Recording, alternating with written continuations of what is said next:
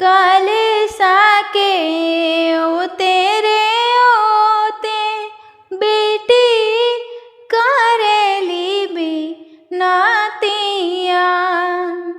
कलसा के तेरे ओते बेटी करेली भी नातिया। दहेजा के कारणे पापा बेटी भैले दुश्मनवा। मड़वा में बैठले पापा सजन लोग बरियातिया। मड़वा में बैठले पापा सजन लोग बरियातिया।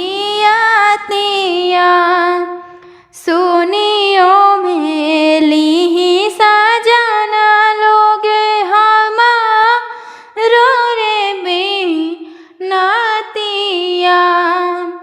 छोड़ियो में दीही सजन जी दहेजा केरी बाजावा। दहेजा के कारण सजन जी पापा भैले गरीबवा। दहेजा के कारण पापा बेटी भैले सपनवा।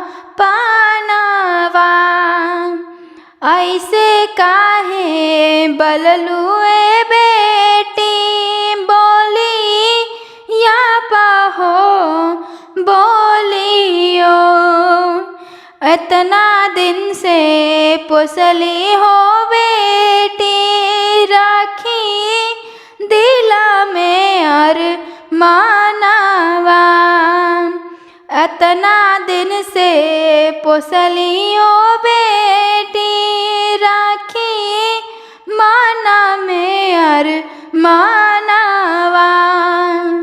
पोसी पाली दिहनिए बेटी अब होई जाइबू सपनवा।